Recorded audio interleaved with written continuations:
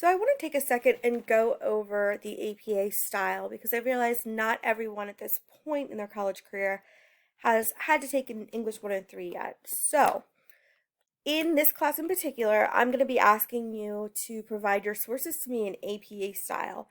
This is the citation style that most humanities and social science disciplines use to provide their citations. So why is it important? Well, we all know that you can't just take someone else's words and claim it as your own, so you have to be able to provide the reference from who you got that idea from, that research, statistic, whatever it might be. So APA Style is an organization that created the language used and understood by academics around the world. So it is a pretty popular style, so most people know the ins and outs of it and they're able to easily identify the source.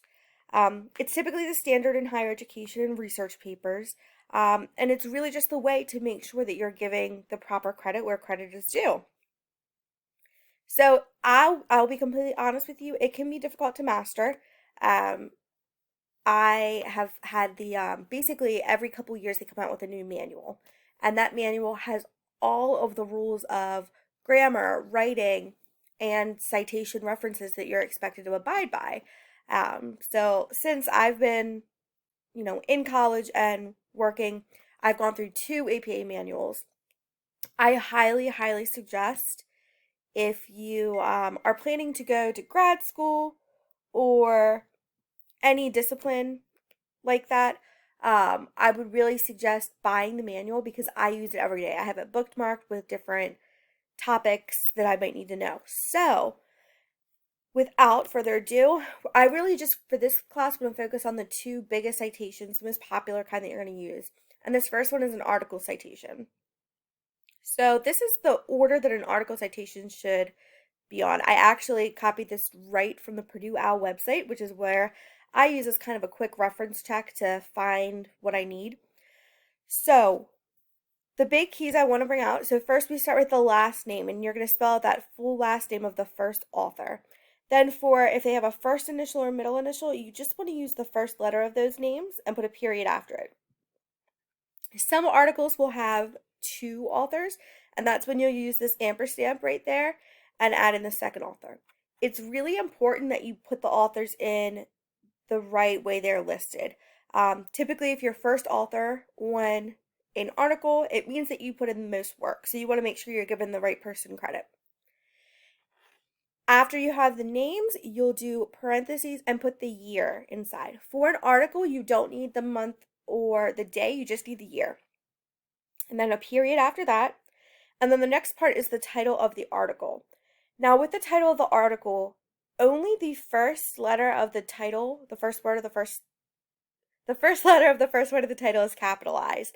The rest should be lowercase, unless there is a proper noun or the sentence has a colon in the middle, which a lot of research articles do use a colon. So that first word after the colon, you're going to capitalize that first letter as well. Once you put the title, you'll end with a period, and then the title of the periodical. So what is the name of the journal? And that you're going to capitalize like you would a regular title, and you're going to italicize it.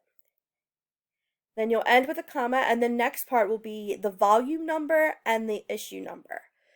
So typically you'll find all this information on the first page of the article, and you'll put the volume number first, and you won't put VOL period, you'll just put the number. So let's say the volume number is 77, you'll put 77 and you'll italicize that.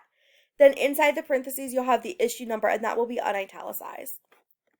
Then you'll do a comma and then the page numbers. So a journal can be a couple hundred pages, but your article that you're referencing might only be 10. So you will put whatever the number is. So 35 dash, it goes to page 46. You don't need a P, you don't need to write pages, nothing like that. Then you'll end with a period, and you'll put the DOI number. So the DOI number is not the same as a URL. So it's not the exact link that you would find. A DOI is a specific number that has only really been here for like the last 6 or 7 years. It's similar to a link, but every published article has a DOI number. If your article is older than like 6-ish years old, you probably won't have one. And if you can't find a DOI, you can just leave that part out. So again, this would be an article citation. So anything that you use the library's website to search in a database, most of the time what you're citing in there is articles.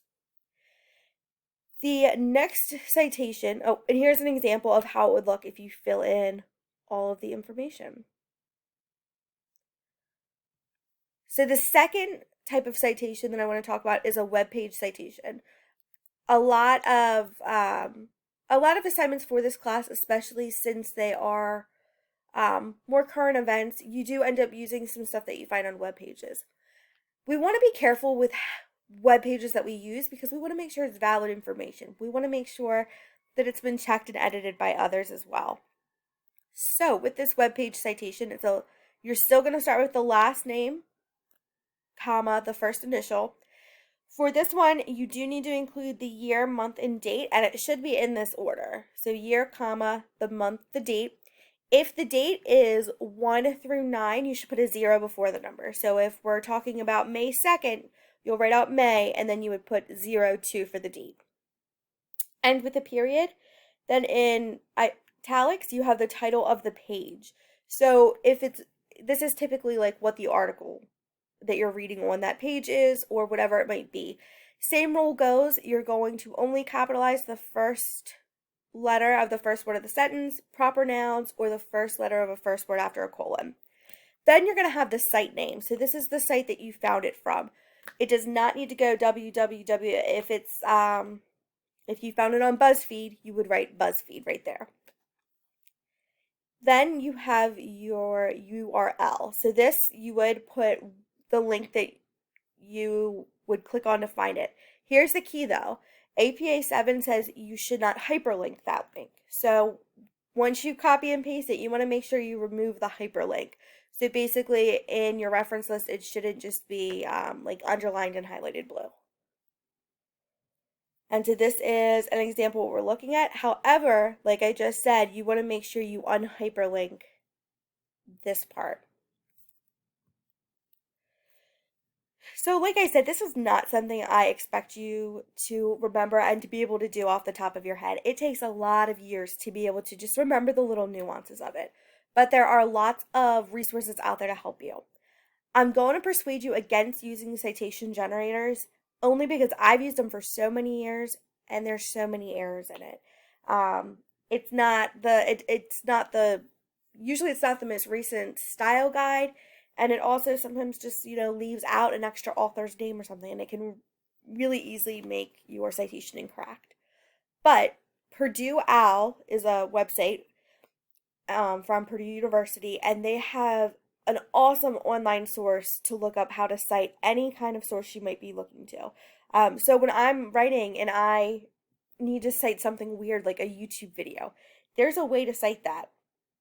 If I don't have my APA manual on me, I will go to this website and I'll just look that up real quick and it'll be able to give me exactly what I need.